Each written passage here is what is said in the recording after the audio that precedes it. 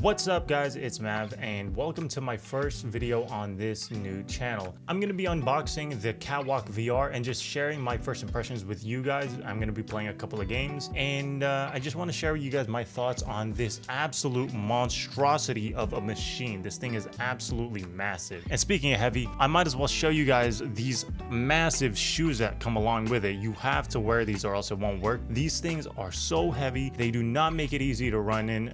They're not exactly that comfortable either, but hopefully in the future they will make something a little bit more comfortable and easier to use. And they're also not exactly easy on the eyes.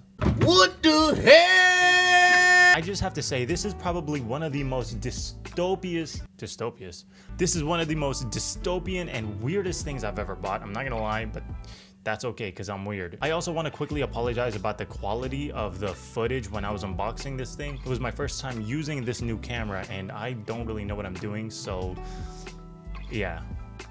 So the first things first, I had to get the box into the room.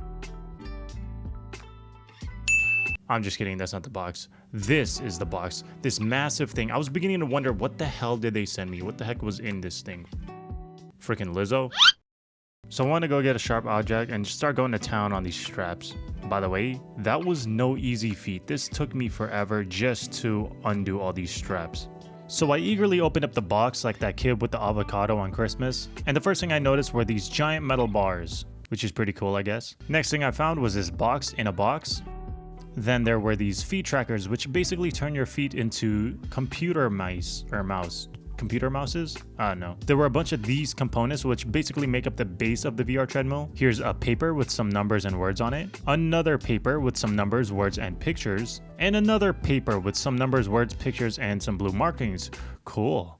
Now that I had removed all those components, I had to get the base out of the box, which was so heavy they had to put a giant wooden plank underneath it to keep it in the box. This thing was so heavy I had to clench my butt cheeks as I moved it around the room. Speaking of cheeks, your boy got that yeah! Damn! And that was followed by some technical difficulties. Once I had everything working again, I had to test the camera, make sure it was good. And then we had to open that smaller box that I had brought out earlier. First thing I pulled out was a box with some little tools and accessories, including this cool Mickey Mouse gloves. This right here is basically the PC of the treadmill. This is what's gonna hold the previous part and the waist strap together. And then there's this cute little mount for the waist strap. Stop checking me out. Here's a box with a box in it again. And probably the most important part, the strap.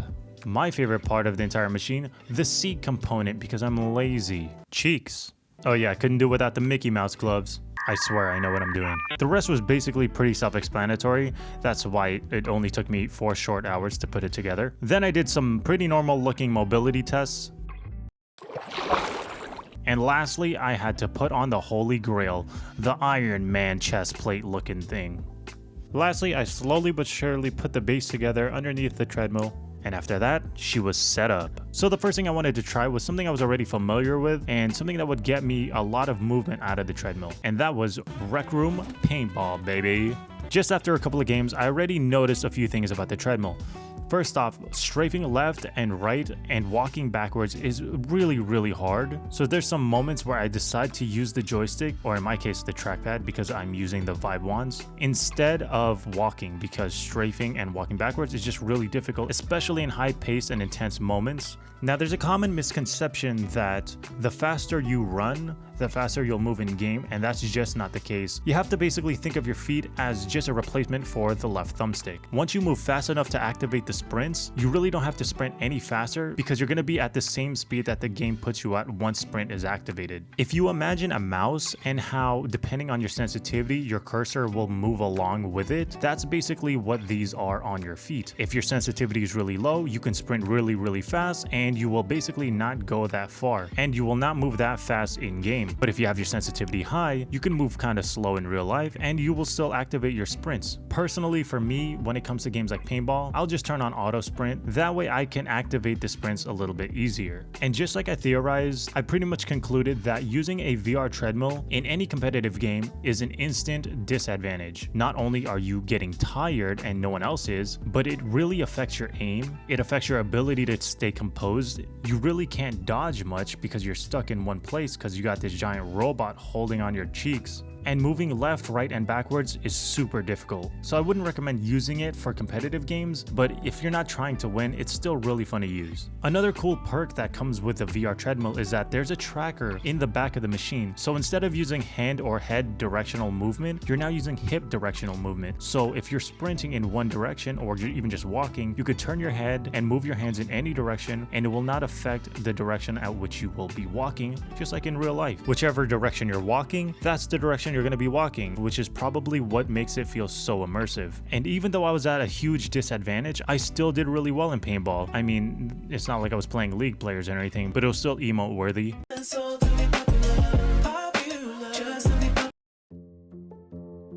The second game I wanted to try out was VR chat, and the reason I wanted to try this out was because it had full body tracking. So I strapped on the trackers on my feet. I didn't have to use the waist tracker because, like I said, there's already a hip tracker built in the VR treadmill. But using the treadmill in VR chat was a whole different experience. I think these types of games is going to be where the Katwalk treadmill is going to shine and really show its full potential. Because I wasn't absolutely focused on murdering everyone in the lobby, I could really focus on just taking in all the different worlds and just appreciating how immersive it really felt. Using the Cat VR in a game like VR chat was probably one of the craziest experiences of my whole entire VR experience. You really get a feel for the space, the depth, and the atmosphere of all these worlds. There's so many more worlds I really want to experience using the VR treadmill, but that only leads me to be way more excited to try tons of other games. But I think it's time for me to share if I would even recommend the Cat VR to anyone else. Do I think you should try this? Hell yes. I think everyone should experience this once in their life. The Katwalk is extremely expensive, so I wouldn't suggest everyone to go out and buy one. There are plenty of places where you can get a similar experience. I think this is really built for the VR enthusiasts like myself. But if you are interested, feel free to click the link below. You'll be able to get a little discount on whatever you buy if you use my link, and it also helps out the channel. And I definitely do think it's worth the money. I really love this thing and I can't wait to try out more games with it. But until then, I really hope you guys enjoyed this video and I can't wait to see you guys in the next one. Thank you, see you, bye.